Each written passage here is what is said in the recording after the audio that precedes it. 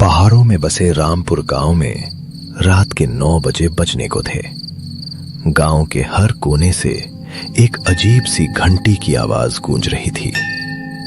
9 बजे बजने वाले हैं, सभी लोग अपने घरों में चले जाएं, कोई भी बाहर न रहे। सरपंच विक्रम सिंह बोला, सब लोग घर पहुंच गए ना? जी सरपंच साहब, बस 2-3 लोग और हैं। तू जानता है ना 9 बजे के बाद क्या होता है? फौरन सबको घर भेज। जी 9 बजे से पहले सबको भेज दूंगा। आर्यन बेटा। हाँ पापा। 9 बजे बजने वाले हैं, जाकर सारी खिड़कियां बंद करो और दरवाजों पर नमक की लकीर बना दो। पर पापा, ये नमक की लकीर क्यों बनाते हैं हम रोज? बेटा, ये हमारी सुरक्षा के लिए है। जल्दी जाओ। गांव की दुकान पर। अरे काकी, एक चाय तो बना दे। अरे बावले, 9 बजे बजने वाले हैं, भाग जा यहाँ से। अरे बुढ़िया, ये सब बकवास है, मैं नहीं मानता इन बातों को। तू नहीं मानता तो फिर बता, पिछले महीने राजू कहाँ गया जो 9 बजे के बाद बाहर था? वो शायद शहर चला गया होगा। हाँ, जा अपने घर जा और आज रात नमक की लकीर जरूर बना लेना। पूरे गांव में सन्नाटा छा गया। हर घर की खिड़कियां बंद थीं और दरवाजों पर नमक की सफेद लकीरें चमक रही थीं। आर्यन अपने कमरे में था। उसने सब कुछ किया था, खिड़कियां बंद, नमक की लकीर, पर उसे अभी भी समझ नहीं आ रहा था कि आखिर ये सब क्यों। अचानक खिड़की पर दस्तक हुई। आर्यन की सांसें रुक गईं। भैया खोलो ना, मैं अनिल हूँ, मुझे बहुत डर लग रहा है। आर्यन पहचान गया। अनिल उसका दोस्त था जो पिछले महीने गायब हो गया था। अनिल, तुम कहाँ थे इतने दिन? आर्यन दरवाजे की तरफ बढ़ने लगा, पर तभी उसे अपने पापा की बात याद आई। 1 हफ्ते पहले। बेटा, कभी भी 9 बजे के बाद दरवाजा मत खोलना, चाहे कोई भी हो बाहर, चाहे तुम्हारा सबसे करीबी दोस्त ही क्यों ना हो। पर पापा, अगर कोई सच में मुसीबत में हो तो? बेटा, 9 बजे के बाद जो बाहर है वो इंसान नहीं रहता। अनिल, तुम सुबह आ जाना, अभी मैं दरवाजा नहीं खोल सकता। क्यों भैया, मैं तुम्हारा दोस्त हूँ, तुम मुझ पर भरोसा नहीं करते? नहीं, मतलब सुबह आ जाना प्लीज। आर्यन, खोल दो दरवाजा, नहीं तो तुम्हें पछताना पड़ेगा। आर्यन ने झटके से पर्दे बंद कर दिए और अपने पापा के कमरे में भाग गया।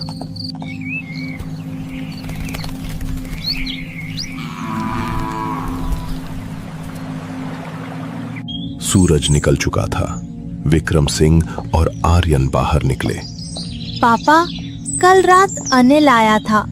क्या? हाँ पापा, वो मुझसे दरवाजा खोलने को कह रहा था।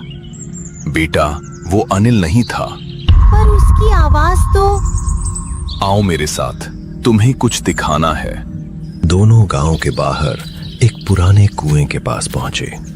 वो कुआं देखने भर से ही समझ आ जाता था कि वो कितना पुराना और कितना खतरनाक है। ऐसा लगता था जैसे उसकी गहराइयों में अनगिनत राज दफन हो, जिन तक किसी इंसान की नजर पहुंचना लगभग नामुमकिन था। उसके अंदर झांकने की कोशिश भर से दिल में एक अजीब सा डर और रहस्य जाग उठता था। ऐसा लगता था मानो अगर कोई सच में उसके भीतर झांक ले तो शायद वो सिर्फ पानी नहीं, बल्कि सदियों से छुपे भयानक सच भी देख ले। बेटा, ये कुआं देख रहे हो? हाँ पापा, ये तो बहुत पुराना है। 50 साल पहले इस कुएं में एक बच्चा गिर गया था। उसका नाम था अनिल। क्या? पर मेरा दोस्त? तुम्हारा दोस्त भी अनिल था, और वो भी पिछले महीने इसी कुएं के पास गायब हुआ था। मतलब? बेटा, इस गांव में एक श्राप है। 50 साल पहले जब पहला अनिल कुएं में गिरा तो गांव के लोगों ने उसे बचाने की कोशिश नहीं की, क्योंकि वो एक गरीब घर का बच्चा था। उस बच्चे की मां ने मरते वक्त इस गांव को श्राप दिया था। उसने कहा था, जैसे मेरे बेटे को अकेला मरने दिया, वैसे ही हर 50 साल में इस गांव का एक बच्चा उसका साथी बनेगा। और नमक की लकीर? नमक एक पवित्र चीज है। ये उन आत्माओं को घर में आने से रोकता है, पर अगर किसी ने खुद दरवाजा खोल दिया तो नमक भी नहीं बचा सकती। पर पापा, क्या कोई तरीका नहीं है इस श्राप को खत्म करने का? है एक तरीका, पर वो बहुत खतरनाक है। रात 9 बजे बज गए। रमेश अपने घर में बैठा शराब पी रहा था। बकवास है सब, कोई भूत प्रेत नहीं होता। उसने नमक की लकीर बनाई ही नहीं थी। पापा, पापा दरवाजा खोलो। रमेश उठा।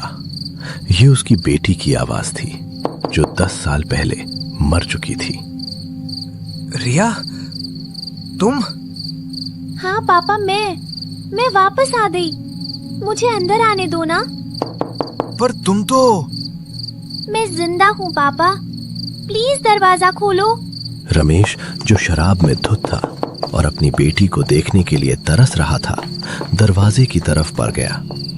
उसी समय विक्रम सिंह का घर। पापा, रमेश अंकल ने आज नमक की लकीर नहीं बनाई। क्या? चलो जल्दी। रमेश के घर के बाहर विक्रम सिंह और आर्यन दौड़ते हुए पहुंचे। रमेश दरवाजा खोलने ही वाला था, रमेश रुको! पर बहुत देर हो चुकी थी। रमेश ने दरवाजा खोल दिया। सामने कोई नहीं था, बस अंधेरा। रिया, तुम कहाँ हो? यहाँ हो पापा, यहाँ। अचानक कई हाथ अंधेरे से निकले और रमेश को अंदर खींच लिया। उसकी चीख पूरे गांव में गूंज गई। दरवाजा धड़ाम से बंद हो गया। विक्रम सिंह और आर्यन घर आ गए, क्योंकि अब वो कुछ नहीं कर सकते थे। विक्रम सिंह ने कुछ सोचा और आर्यन से बोले, आर्यन बेटा, तुम सो जाओ, कल सुबह जल्दी उठना है।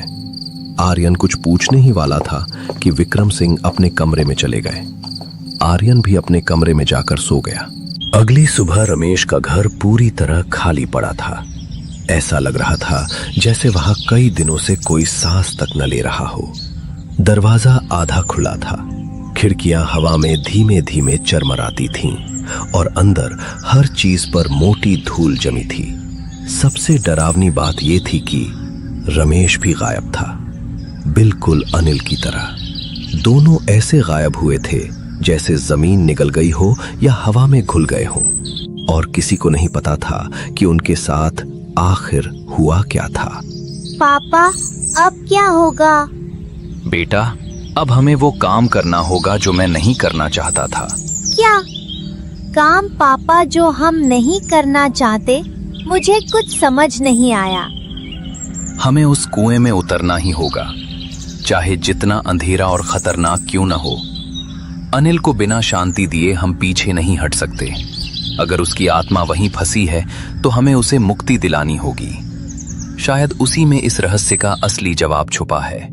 उस रात कुएं के पास विक्रम सिंह, आर्यन और कुछ गांव वाले पुराने कुएं के पास चुपचाप खड़े थे।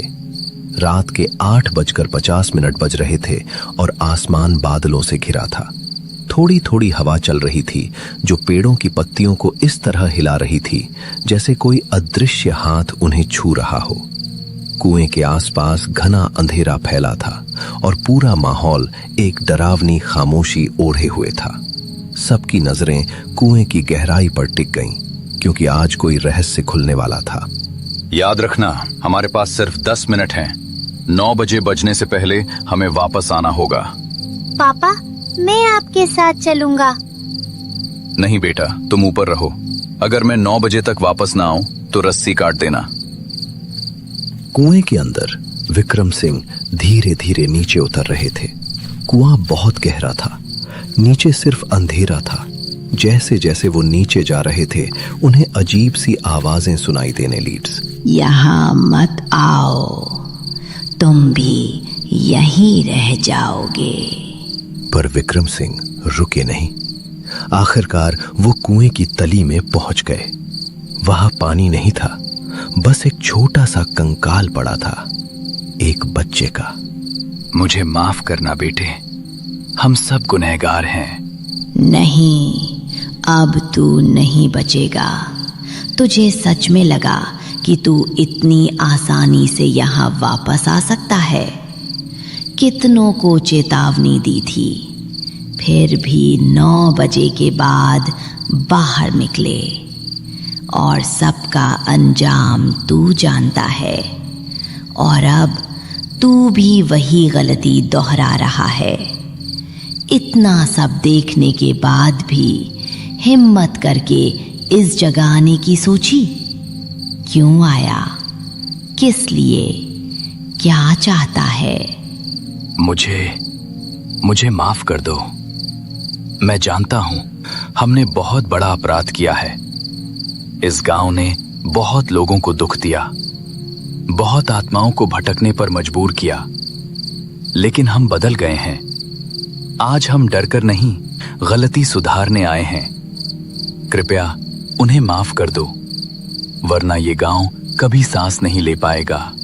माफ? इतनी आसानी से? वो रातें जब कोई चीख भी नहीं सकी, वो लोग जो लौट कर भी जिंदा नहीं रहे, उन दर्दों का हिसाब कौन देगा? तुम? अगर हिसाब चाहिए तो ले लो, लेकिन इस गांव को एक आखिरी मौका दो। हमने आज तुम्हें बुलाया है छुपने नहीं, सब खत्म करने के लिए। ऊपर 8:58। पापा, सिर्फ 2 मिनट बचे हैं। विक्रम, जल्दी ऊपर आओ। पर कोई जवाब नहीं आया। 8:59। पापा, 1 मिनट, प्लीज ऊपर आ जाओ। तभी रस्सी में हलचल हुई। 9 बजे घंटी बजने लगी। पापा! विक्रम सिंह ऊपर आ गए, बिल्कुल समय पर।